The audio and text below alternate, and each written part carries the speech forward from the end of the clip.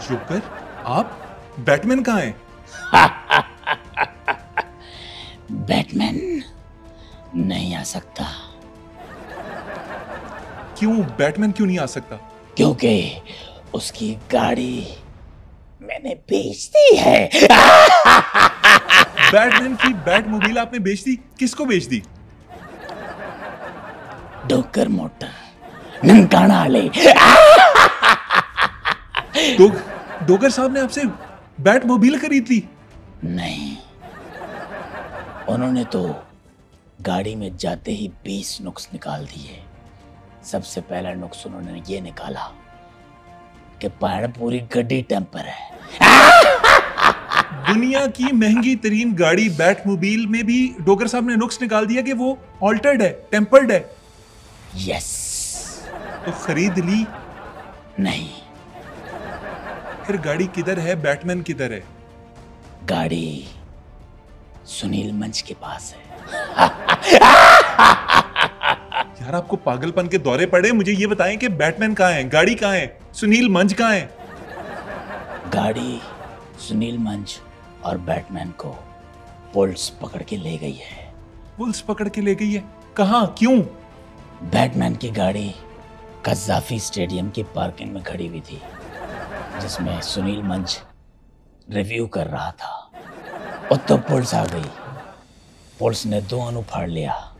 सुनील मंच ने बोला, पैन मैं तो रिव्यू कर रहा हूं। तो पुलिस वालों ने क्या कहा?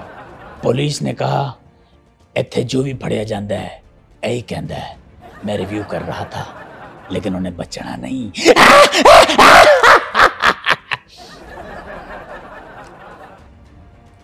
मतलब संजीदा।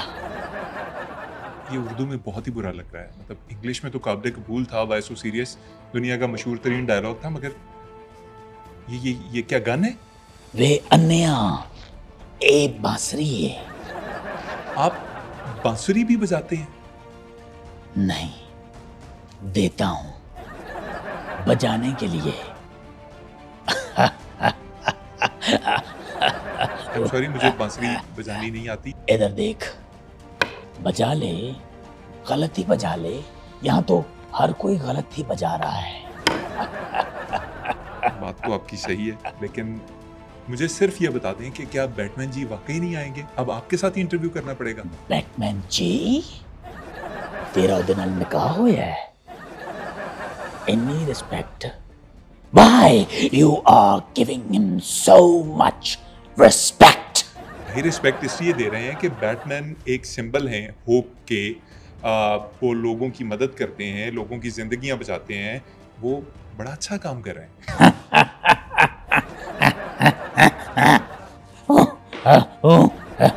यार, आप तमीज से बैठ सकते हैं?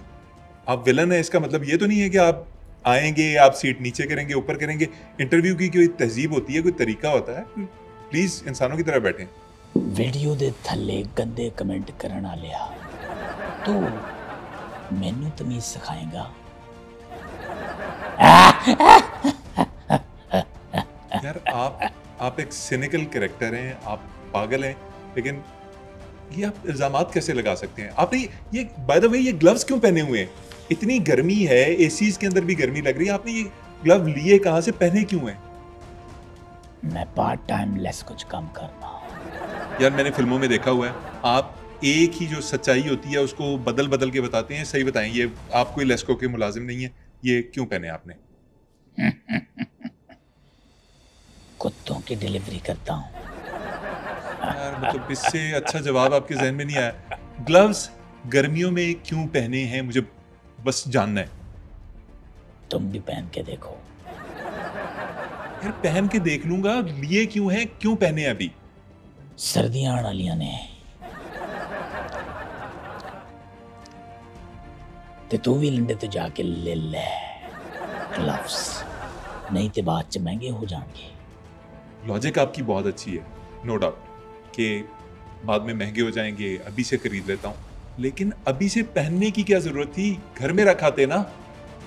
घर वो क्या होता है? मेरे को ते रखने की थां ही कोई नहीं। आपके पास सच में घर नहीं है? You just touched my pulse. Touch my pulse.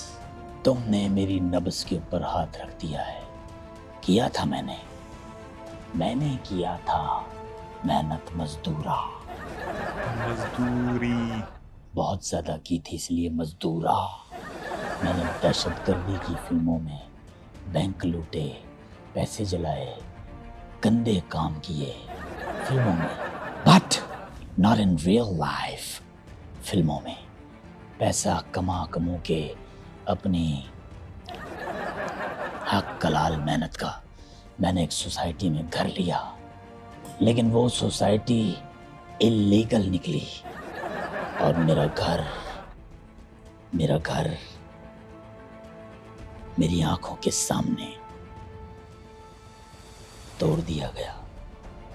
मैंने एलडीए वाले को भी बोला, हाथ जोड़ के बोला, बहन मेरी मेहनत की कमाई है, ना करो।